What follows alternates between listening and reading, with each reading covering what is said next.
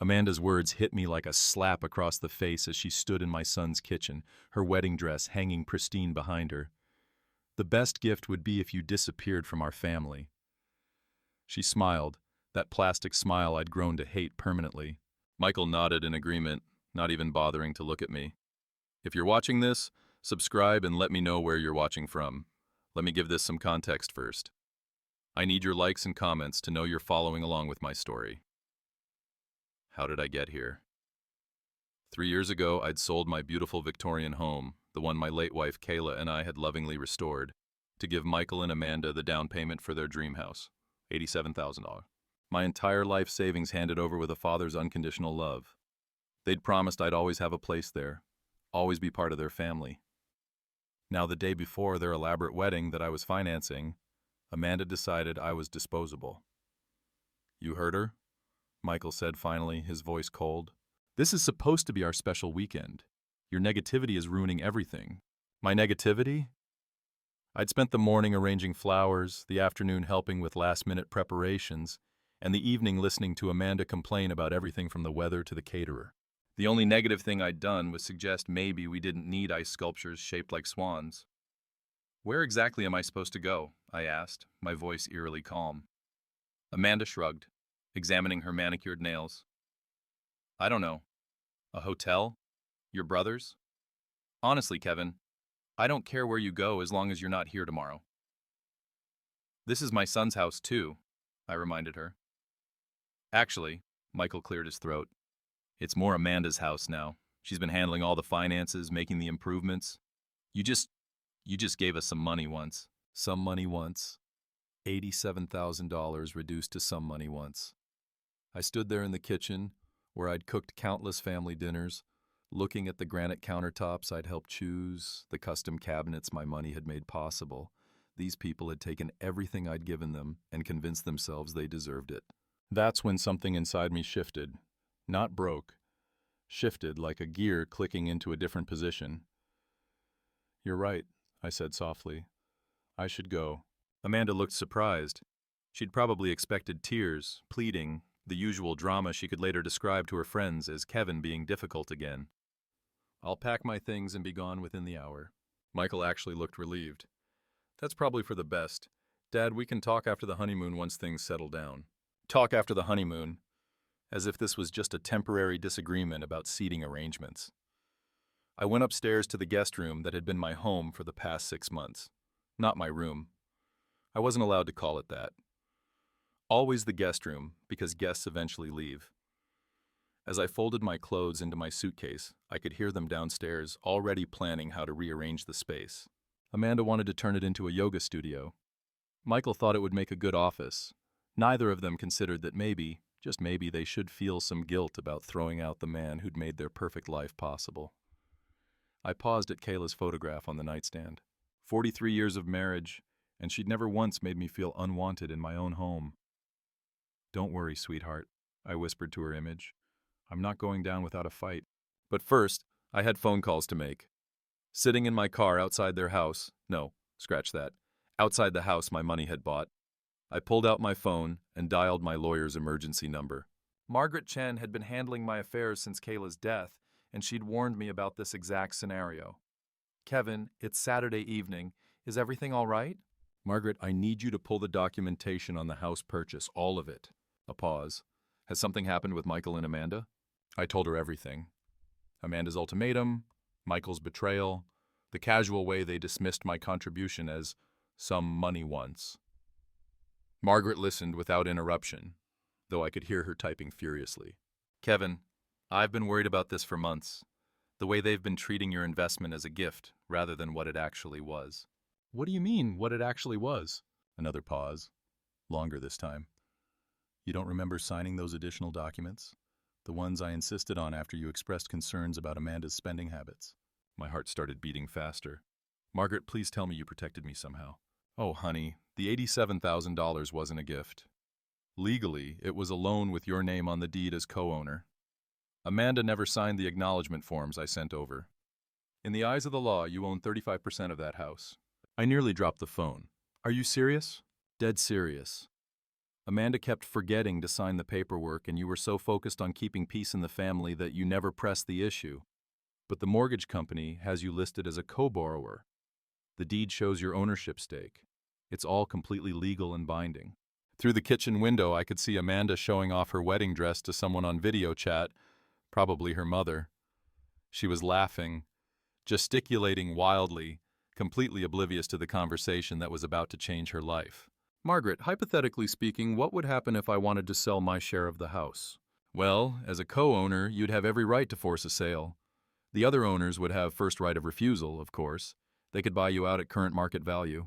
And if they couldn't afford to buy me out, then the house goes on the market, and the proceeds are split according to ownership percentages. I watched Michael appear in the kitchen window, opening a bottle of champagne, celebrating their freedom from the burdensome father, no doubt. Margaret, I need you to prepare a notice of intent to sell. I want it delivered first thing Monday morning. Kevin, are you sure about this? Once we start this process... I've never been more sure of anything in my life. They want me to disappear. Fine, but I'm taking my 35% with me. After hanging up, I sat in the growing darkness, watching my son and his fiancée toast their future in the house I'd made possible. They had no idea that in less than 48 hours, their perfect little world was going to crumble. But first, I had one more call to make. Sunset Gardens Country Club, this is Jessica. Hi, Jessica. This is Kevin Mitchell. I need to speak with your catering manager about tomorrow's wedding reception. Oh, Mr. Mitchell, how exciting. The wedding's tomorrow, isn't it? How can I help you? I'm afraid there's been a change of plans. I need to cancel the reception. Cancel? But sir, it's less than 24 hours away. The food has been prepared, the staff scheduled. I understand, and I'm prepared to pay the cancellation fees. The thing is, I'm the one who signed the contract and put down the deposit. I believe I have the right to make changes. A rustling of papers. Let me check. Yes, the contract is under your name with your credit card information, but surely you want to speak with the bride and groom first. No need, I'm making an executive decision. Please cancel everything. Mr. Mitchell, with respect, this seems like something that should involve the happy couple. I watched Amanda through the window, now trying on her veil for what had to be the 100th time today. The happy couple made it very clear that my involvement in their lives is no longer welcome, so I'm simply honoring their wishes. 20 minutes later, I was checked into the Hampton Inn across town, ordering room service and feeling something I hadn't experienced in years. The satisfaction of taking control of my own life. My phone started ringing at 11:47 p.m. What did you do? Amanda's voice screeched through the phone so loudly I had to hold it away from my ear. I honored your request, I said calmly, muting the TV in my hotel room. You wanted me to disappear, so I disappeared. The country club called. They said you canceled our reception. Our wedding reception? Kevin, there are 200 people expecting dinner tomorrow. I'm sure there are. That does sound like a problem. Michael grabbed the phone. Dad, this is insane. You can't just cancel our wedding because you're upset about sleeping arrangements. I didn't cancel your wedding, son. You can still get married. I just canceled the reception I was paying for. You know, the one that was costing me $14,000. Silence. I'd never mentioned the cost before, always deflecting when they asked about money. Let me be their generous father while they remained blissfully unaware of the sacrifices involved. $14,000. Amanda's voice was faint now. The reception, the flowers, the photographer, the band. Did you think it was all free? Did you think money just materialized because you two decided to have a fairy tale wedding? But we can't tell 200 people there's no reception, Michael stammered. You're resourceful adults. I'm sure you'll figure something out. McDonald's caters now, I hear. Amanda was crying now. Ugly, sobbing sounds that might have made me feel guilty 6 months ago. Now they just sounded like the tantrums she'd been throwing since the engagement started. How could you do this to us? We trusted you. Trusted me? You literally told me to disappear from your family. I'm simply complying with your request. I didn't mean forever, Amanda wailed. I just meant for the weekend. Ah, I see. So I was supposed to psychically understand that when you said permanently, you actually meant temporarily. My mistake. Michael tried a different approach. Dad, please. We can talk about this like adults. Come back to the house and let's work this out. The house where I'm no longer welcome? The house where my presence ruins everything? I don't think so. Where are you even staying? Amanda demanded. That's not really your concern anymore, is it? You made it quite clear that my living arrangements are my problem to solve. I could hear frantic whispering in the background, probably them trying to figure out how to undo the mess they'd created. Can you at least call the country club back? Michael pleaded. Maybe if you explain it was a misunderstanding. It wasn't a misunderstanding. It was a very clear business decision made by the person who was paying for everything. But what about our guests? What about Amanda's family flying in from California? What about them? You're still getting married. They can still witness that. They just won't get a free dinner afterward. Amanda grabbed the phone back. You're being vindictive and cruel. No, sweetie. Vindictive and cruel was telling the man who's been supporting your dream wedding to disappear from your family. I'm just being fiscally responsible. This will ruin everything. Everyone will think we're broke. Well, now that you mention it, I let that hang in the air for a moment, watching them squirm in silence through my imagination. Now that you mention it, without my financial support, you probably are going to be broke pretty soon. That's another thing we should discuss. What do you mean? Michael's voice was tight with panic now. I mean, have you actually looked at your household budget lately? Do you know how much your monthly expenses are versus your income? More frantic whispering. Because I've been supplementing your lifestyle in ways you probably haven't even noticed. The grocery money I slip to Amanda when we go shopping together. The utility bills I pay online because you're always a little short this month. The car repairs, the insurance payments, the little emergencies that keep popping up. Those were gifts, Amanda said weakly. Were they? Because from where I'm sitting, they look more like an allowance. And allowances can be discontinued at any time. The silence stretched so long I thought they'd hung up. Finally, Michael spoke. What do you want, Dad? Now that was interesting. An hour ago, they couldn't wait to get rid of me. Now they wanted to negotiate.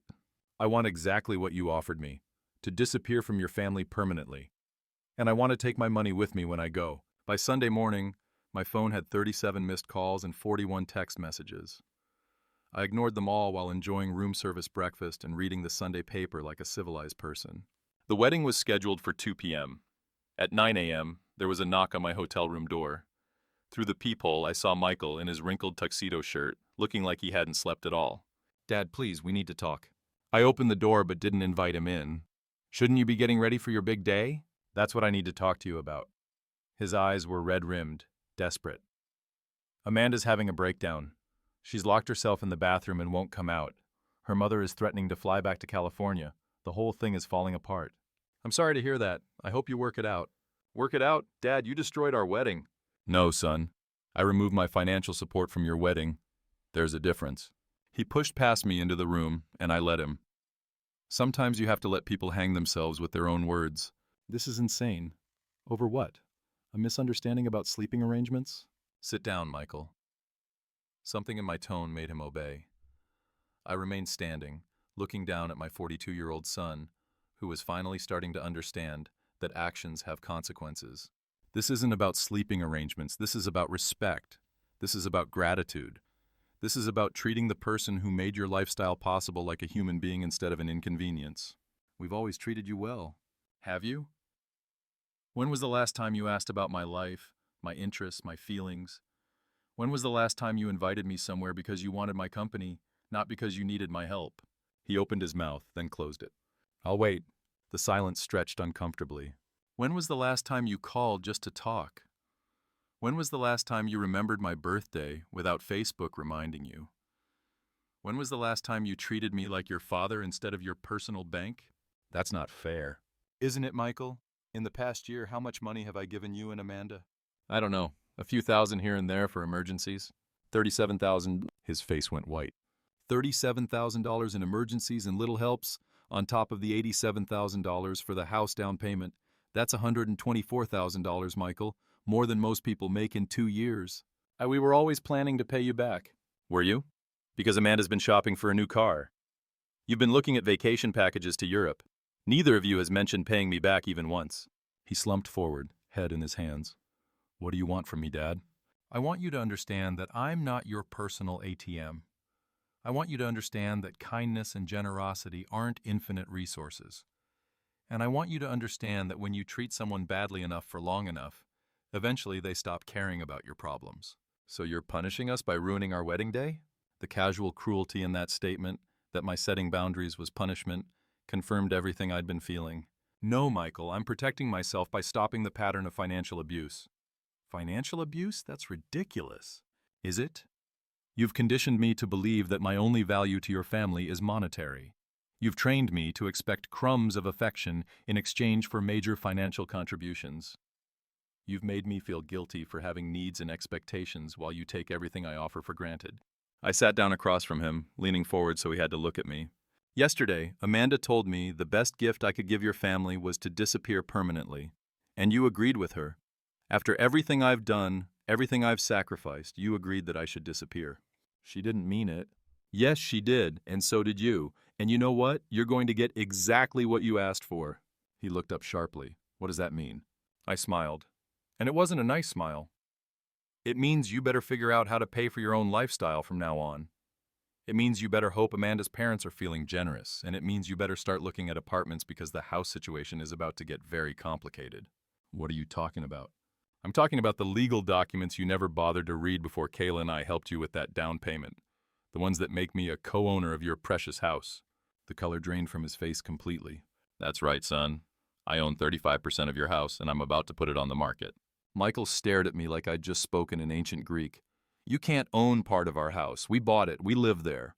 With my $87,000 down payment, yes. Did you think that money just evaporated into the ether? But you said it was a gift. You said you wanted to help us get started. I pulled out my phone and scrolled to Margaret's email from last night. Apparently, my lawyer had different ideas about protecting my investment. Would you like me to read you the relevant legal documents? This is impossible. Amanda would have had to sign something. Amanda was supposed to sign something. She kept forgetting to return the papers. Margaret kept them on file anyway. Michael was shaking now, either from anger or fear. You planned this. You've been planning this whole thing. Oh, sweetheart. If I'd been planning this, don't you think I would have done it before paying for your wedding? The truth of that seemed to hit him. I'd spent $14,000 on a wedding for people who just told me to disappear. If I'd been scheming, I would have pulled the plug months ago.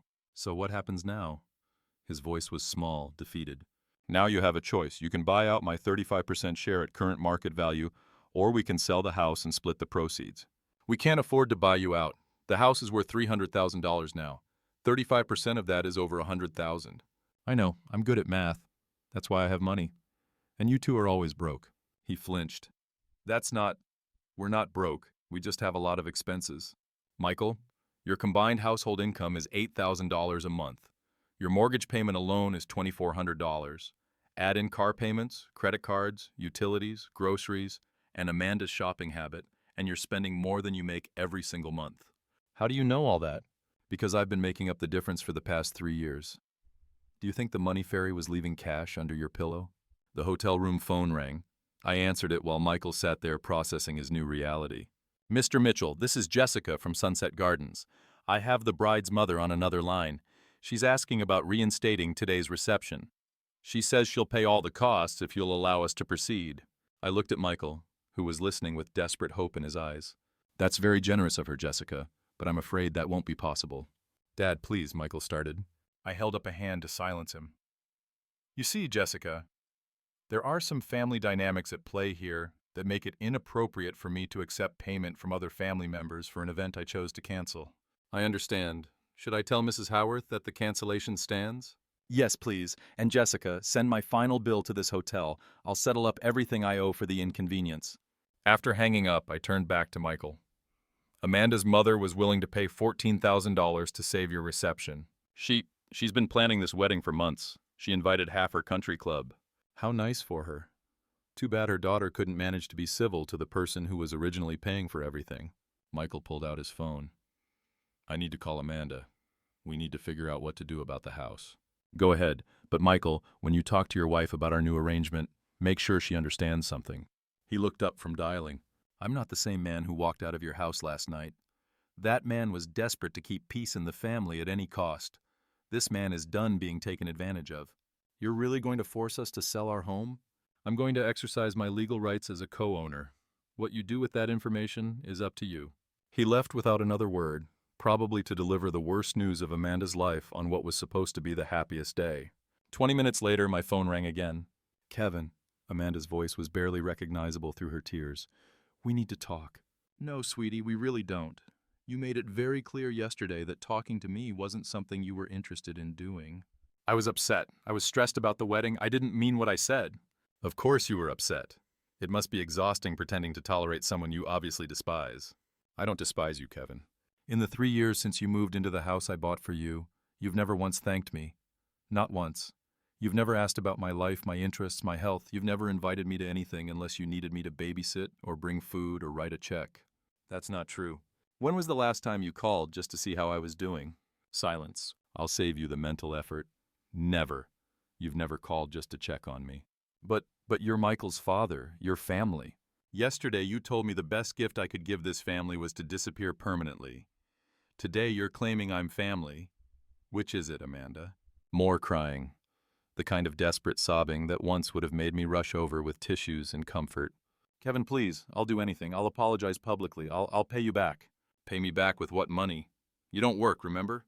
You're a full-time homemaker in a house you couldn't afford without my money. I'll get a job. That's a great idea. You should definitely do that. But it doesn't change the current situation with the house. What if we agree to pay you back for everything? All the money you've given us over the years. I almost laughed. Amanda, honey, you owe me $124,000. At minimum wage, it would take you about 6 years to earn that much. And that's assuming you never spend money on anything else. The silence that followed was the sound of reality finally sinking in. By 4 o'clock p.m., they'd called 16 more times. I'd answered exactly none of them. Instead, I was sitting in the hotel restaurant enjoying a lovely late lunch and watching the local news coverage of a wedding disaster at Sunset Gardens. The reporter didn't mention names, but the footage of Amanda in her wedding dress, crying on the country club steps, was pretty unmistakable. Excuse me, aren't you Kevin Mitchell? I looked up to see a woman about my age with perfectly styled gray hair and kind eyes. She looked familiar, but I couldn't place her. I'm sorry, do we know each other? Barbara Howarth, Amanda's mother. She gestured to the empty chair across from me. May I? This should be interesting. Barbara sat down with the practiced grace of someone who'd spent decades handling social crisis. I wanted to thank you. That wasn't what I'd expected. Thank me? For showing my daughter who she really is. The waitress appeared and Barbara ordered coffee. I waited, curious about where this was going. I've been worried about Amanda for years, Barbara continued. The entitlement, the way she treats people she considers beneath her, the complete lack of gratitude for anything. I kept hoping marriage would mature her. And now I've seen how she treats the man who made her lifestyle possible. And I'm horrified. Barbara's coffee arrived. She sipped it thoughtfully before continuing. I offered to pay for the reception, not because I support Amanda's behavior, but because I felt responsible for the 200 guests who'd been inconvenienced. But you were right to refuse. Was I? My daughter needed to face consequences for her actions. Real consequences, the kind that can't be fixed with daddy's money or mommy's connections. I studied Barbara carefully. There was something refreshing about her directness. She called me hysterical about the house situation, Barbara continued, demanding that I loan them money to buy out your share. And I told her absolutely not. If she wanted to own a house, she should have treated the co-owner with respect. A woman after my own heart. Can I ask you something, Kevin? What's your end game here? Are you planning to force the sale? I'd been wondering that myself. Honestly, I haven't decided. Part of me wants to see if they can actually figure out how to support themselves without my money. Part of me wants to sell the house just to watch their perfect little world crumble. And the other part remembers that Michael is still my son despite everything. Barbara nodded. I understand, but may I offer some advice? From someone who's been enabling her daughter's bad behavior for 39 years? Please, don't save them from this. Whatever you decide about the house, don't cushion the fall. Amanda has never faced real consequences for treating people badly, and it's turned her into someone I barely recognize as my daughter. She reached into her purse and pulled out a business card. I'm flying back to California tomorrow. If you ever want to talk to someone who understands what it's like to love an ungrateful child, call me. After Barbara left, I sat alone with my thoughts and my phone, which was still buzzing with increasingly desperate messages. The truth was, I hadn't decided what I wanted my endgame to be. I'd been reacting, protecting myself, asserting boundaries. But now, I needed to figure out what came next. The nuclear option was forcing the sale. Michael and Amanda would have to find an apartment, probably in a much less desirable part of town. They'd finally understand what it meant to live within their means. The merciful option was offering to sell them my share for less than market value, maybe what I'd actually put into the house. They'd still struggle, but they might be able to keep their home. The spite option was holding on to my ownership stake indefinitely. collecting my share of the property taxes and any improvements while watching them squirm every month. As I sat there weighing my options, my phone rang again. This time it wasn't Michael or Amanda. "Mr. Mitchell, this is Detective Rodriguez with the Virginia Beach Police Department. I'm calling about a report we received regarding financial elder abuse." My blood went cold. "I'm sorry, what?" "We had a call from someone claiming that family members have been financially exploiting you and that you might be experiencing cognitive decline. They're requesting a welfare check." Those manipulative little snakes. "Detective Rodriguez, I can assure you that I'm in full possession of my mental faculties. In fact, I'm probably thinking more clearly than I have in years." "That's good to hear, sir. But we do need to follow up on these reports. Would you be available to meet with me tomorrow morning?" I looked around the hotel restaurant at the normal people living their normal lives and felt a surge of pure fury at my son and daughter-in-law's latest manipulation. "Absolutely, Detective. In fact, I have quite a lot I'd like to discuss with you about financial abuse, just not the kind my family reported." After scheduling the meeting, I sat back in my chair and smiled. If Michael and Amanda wanted to play hardball, I was more than ready to pick up the bat. Time to show them what a real power play looked like. Detective Rodriguez was younger than I'd expected, maybe 40, with intelligent eyes and the kind of patient demeanor that probably served him well in family disputes. We met at the police station Monday morning, and I'd brought my entire financial file. "Mr. Mitchell, I want to start by saying that the person who called us seemed genuinely concerned about your welfare." I'm sure they did. My daughter-in-law is very good at sounding concerned when it suits her purposes. I spread my bank statements across his desk. "Detective, in the past 3 years, I've given my son and his wife $124,000. Would you like to see the documentation?" His eyebrows rose as he examined the papers. Check after check, wire transfers, credit card payments made on their behalf, a pattern of financial dependency that looked exactly like what it was. "This is substantial," he said carefully. "It is. And yesterday, when I finally set some boundaries about how they treat me, they decided I must be mentally incompetent." I pulled out my phone and played the voicemail Amanda had left at 3 a.m. "Kevin, this is insane behavior. Normal people don't destroy their families' lives over hurt feelings. We're worried about you. Maybe you need to see someone. Get some help. Michael thinks you might be having some kind of breakdown." Detective Rodriguez listened, taking notes. "Has there been any history of cognitive issues, Mr. Mitchell?" "None whatsoever. I manage my own finances, maintain my own household, drive myself places. The only thing that's changed is that I stopped letting them take advantage of me." I showed him the house documents Margaret had sent over. "My lawyer can verify that I'm a legal co-owner of their property. Everything I'm doing is within my rights as an investor, protecting my assets. And the wedding cancellation? I was paying for a reception for people who told me to disappear from their family permanently, so I honored their request." We talked for another 20 minutes. Detective Rodriguez was thorough but fair, and by the end, he seemed satisfied that I was mentally competent and financially savvy. "Mr. Mitchell, I'm going to close this case as unfounded, but I do want to give you some information about elder financial abuse resources just in case." "Actually, Detective, I think I've got the situation well in hand now." As I drove away from the police station, my phone rang. Michael again. "Dad, the police called. They said they're not pursuing the welfare check." "That's because I'm not the one being financially abused in this relationship, sweetheart." "What's that supposed to mean?" "It means you and Amanda have been systematically draining my resources for years while giving me nothing but disrespect in return." The detective was very interested in my documentation. A long pause. "Are you threatening us?" "I'm informing you that your manipulation tactics aren't working anymore." "Dad, please, can we just sit down and talk about this like adults?" "We can, but not at the house I co-own, and not until Amanda apologizes for her behavior." "She's sorry. She's been crying for 2 days." "Has she? Because the voicemail she left me at 3 this morning suggested she thinks I'm mentally ill, not that she's sorry." Another pause. "Where do you want to meet?" "Margaret Chen's office, tomorrow at 2 p.m. Bring Amanda, and bring a realistic proposal for how you're going to handle the house situation." "A proposal?" "Michael, I own 35% of an asset worth $300,000. That's my retirement security. You either buy me out or we sell. Those are your options." Margaret's law office felt like neutral territory, all dark wood and leather-bound books. Michael and Amanda arrived 15 minutes late, looking like they'd been arguing in the car. Amanda's eyes were puffy and red, her usual polish completely gone. She'd clearly been crying for days, and part of me felt a twinge of sympathy. The other part remembered her words. The best gift would be if you disappeared from our family. Kevin, Amanda started immediately, I owe you an enormous apology. I was stressed and overwhelmed and I said things I didn't mean. Thank you, that's a start. She looked surprised, like she'd expected me to immediately forgive everything. Margaret spread the house documents across the conference table. Let's review the facts. Kevin provided $87,000 for the down payment. The mortgage shows him as a co-borrower. The deed lists his ownership at 35%. Michael studied the papers like they might magically change. We had no idea about the ownership stake. You would have if Amanda had signed the acknowledgement forms, Margaret replied crisply. I sent them 3 times. I was busy with wedding planning, Amanda said weakly. For 3 years?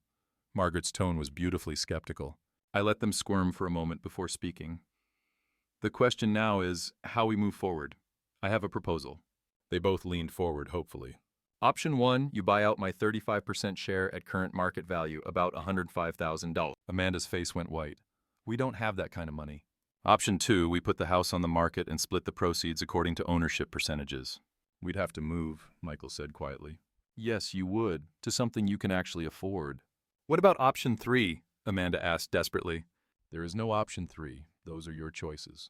Margaret pulled out a calculator. If you sold the house today, after realtor fees and closing costs, you'd probably net around $270,000. Kevin's share would be about $95,000. You'd have $175,000 to find new housing. That's not enough for anything decent, Amanda protested. It's enough for a nice apartment or a smaller house in a different neighborhood, I replied. You know, the kind of place people with your actual income should be living. Michael ran his hands through his hair. Dad, is there any way we can work out a payment plan? Maybe we could pay you monthly until we've bought out your share. I'd been waiting for this. At what interest rate, and with what collateral?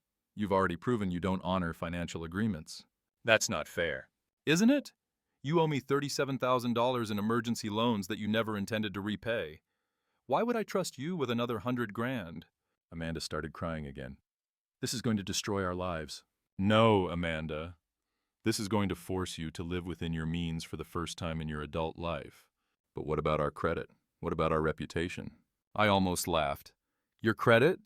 Honey, your credit is already terrible. You've been late on every bill for months. I know because I've been bailing you out. Margaret cleared her throat. I need to advise you that Mr. Mitchell has every legal right to force a sale. He's being more than generous by offering these options. How long do we have to decide? Michael asked. 30 days, I said. That should give you time to explore your financing options. As we prepared to leave, Amanda grabbed my arm. Kevin, please, I know I hurt you, but we're family. Doesn't that count for something? I looked at her hand on my arm, then at her face. For just a moment, I saw the scared young woman behind the entitled facade. Amanda, family is supposed to count for something. That's exactly the point. 2 weeks into their 30-day deadline, I got an unexpected visitor. Barbara Hayworth stood on my hotel room doorstep with a bottle of wine and a determined expression. I hope you don't mind me dropping by. I got your hotel information from Margaret Chen. I invited her in, curious about what had brought Amanda's mother back to Virginia. I came to check on the kids, Barbara said, settling into the room's only armchair. And to talk to you. How are they doing? Terribly. Amanda's having daily panic attacks. Michael's working overtime, trying to find a way to get a loan. They're fighting constantly.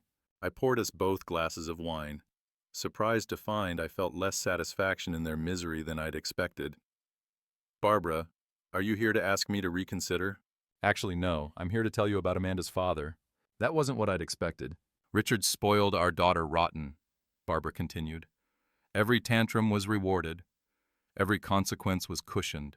Every failure was someone else's fault. She sipped her wine thoughtfully. When Amanda was 16, she totaled her car driving drunk. Instead of letting her face the legal consequences, Richard hired the best lawyer money could buy and got the charges dropped. Why are you telling me this? Because I've watched my daughter become someone I don't recognize, and I finally understand that her problems aren't going to be solved by more money or more rescuing. Barbara reached into her purse and pulled out a check. Amanda asked me to give you this. It's for $25,000, a good faith payment toward buying out your share. I looked at the check but didn't touch it. And what did you tell her?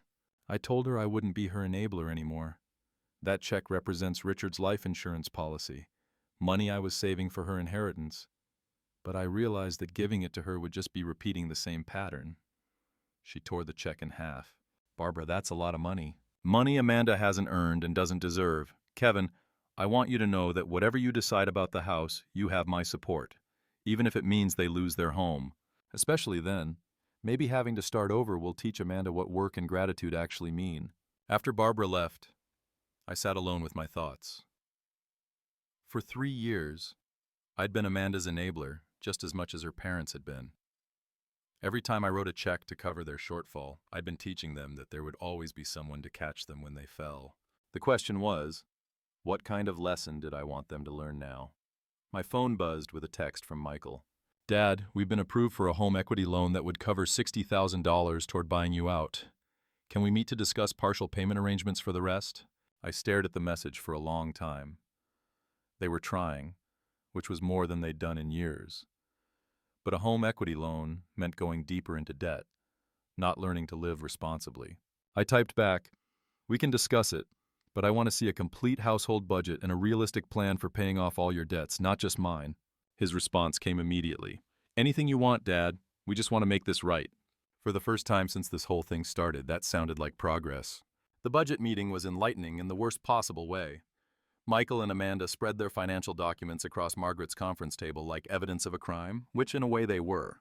Okay, I said, reviewing their monthly expenses. You spend $400 a month on restaurants. We both work long hours, Amanda said defensively. Sometimes we're too tired to cook. You don't work at all, Amanda. I mean, Michael works long hours. I moved down the list. $300 a month on Amanda's clothing budget. I need to look professional for social events. What social events? You don't have a job. Amanda's face was getting red, but I continued. $200 on premium cable and streaming services. $150 on Amanda's gym membership that you use maybe twice a month. $800 a month in credit card minimums for what appears to be shopping and vacation debt. Michael was adding numbers on his phone calculator. Dad, I know it looks bad. It looks like you're living a lifestyle that requires about $12,000 a month when you bring home $8,000. But with the home equity loan, we could pay off the credit cards and reduce our monthly expenses significantly, Amanda said hopefully. I looked at Margaret, who was taking notes with professional detachment. Amanda, you'd be borrowing against the house to pay off credit card debt. What happens when you run up the credit cards again? We won't. We've learned our lesson. Have you? Because I don't see any significant changes in this budget. You're still eating out constantly, still maintaining expensive memberships you barely use, still treating shopping like a hobby. Michael leaned forward. What would you want to see, Dad? What would convince you that we're serious about changing? Finally, the right question. I want to see a budget that reflects your actual income. I want to see you cooking at home, canceling unnecessary subscriptions, and Amanda getting a job. A job? Amanda looked horrified. Yes, a job. You're 39 years old with a college degree. There's no reason you can't contribute to the household income. But Michael makes good money. Not good enough. Apparently, since you've been supplementing it with my money for 3 years. Margaret cleared her throat. Kevin, what exactly are you proposing? I've been thinking about this for days. Here's my offer. You can buy out my share for $75,000 instead of the full market value of $105,000. But there are conditions. They both perked up. First, Amanda gets a job within 60 days and maintains it for at least 2 years. Second, you sell one of your cars and use the proceeds to pay down debt. Third, you stick to a realistic budget with no restaurant meals, no unnecessary shopping, and no new debt for 2 years. How would you monitor that? Michael asked. Monthly financial check-ins with Margaret. You provide bank statements, credit reports, and proof of income. If you violate any of the conditions, the full amount becomes due immediately. Amanda was shaking her head. That's like being in financial prison. No, Amanda, that's called being accountable for your choices. They asked for time to discuss it privately. While they huddled in the hallway, Margaret turned to me. This is either very generous or very cruel. I can't decide which. Maybe it's both. When they came back, Michael spoke for both of them. We accept your terms. All of them? All of them, Amanda confirmed, though she looked like she was swallowing poison. Margaret started drafting the agreement. I'll need this notarized and filed with the county recorder's office. As we finalized the paperwork, I watched my son and daughter-in-law sign away their financial freedom for the next 2 years. Part of me felt victorious. Part of me felt sad that it had come to this. But mostly I felt like I was finally teaching them a lesson their parents should have taught them decades ago. Actions have consequences, and family isn't a free pass to treat people badly. 6 months later, I was sitting in my new apartment, a lovely two-bedroom place in a senior community with a pool and walking trails, when Amanda called with surprising news. Kevin, I got the promotion. Amanda had started working as a receptionist at a dental office, and apparently she'd been good enough at it to move up to office manager. That's wonderful, honey. How do you feel? Exhausted, she laughed, and it was the first genuine laugh I'd heard from her in years. But also proud. I never knew I was good at organizing things. You always were. You just never had to use those skills before. There was a pause. Kevin, I owe you an apology. A real one, not the panicked one from Margaret's office. I'm listening. I was horrible to you for years. I treated you like an ATM and then got angry when you had feelings about it. I told myself you were just being dramatic, but the truth is, I was entitled and cruel. I set down my coffee cup, surprised by how much her words affected me. What changed your mind? Having to work for money instead of just asking for it. Realizing how hard it is to save even $100 when you're paying your own bills. Understanding what you sacrificed to help us. And Michael, he's getting there. He still thinks you were too harsh, but he admits we needed to change. Through my window, I could see other residents working in the community garden. I'd signed up to help with the spring planting next week. How are things between you two? Better. Actually, we're talking more now that we're not constantly stressed about money. We cook together. We take walks instead of going shopping. It's nice. I'm glad. Kevin, would you like to come to dinner sometime? Nothing fancy. Just homemade spaghetti and maybe some conversation that isn't about money. I thought about it. The old Kevin would have said yes immediately, desperate to restore the relationship. The new Kevin had learned to protect his boundaries. I'd like that. But let's start with lunch in a public place. Baby steps. Of course, whatever you're comfortable with. After we hung up, I sat quietly for a while, processing how different this conversation had felt from all the others. Amanda had sounded like an adult, taking responsibility for her actions, not a child making excuses. Maybe the lesson had finally taken. My phone buzzed with a text from Barbara Howarth. Heard about Amanda's promotion. Thank you for not giving up on her. I texted back, thank you for not bailing her out. Sometimes the kindest thing you can do for someone is let them face the consequences of their choices. Sometimes love means saying no. And sometimes the best gift you can give someone is the opportunity to discover who they really are when no one's there to catch them. I'd spent 3 years being their safety net, and in doing so, I'd robbed them of the chance to develop their own strength. When I finally pulled that net away, they'd learned to fly. Not because they wanted to, but because they had to. And maybe that was the most valuable lesson of all. Outside my window, the sun was setting over the walking trail where I'd signed up for a seniors hiking group. Tomorrow, I was having lunch with a woman named Led, who'd asked me out after we'd both laughed at the same joke during last week's book club meeting. At 68, I was finally learning what it felt like to be valued for who I was, not what I could provide. And that was worth more than all the money I'd ever given away. Thanks for listening. Don't forget to subscribe, and feel free to share your story in the comments. Your voice matters.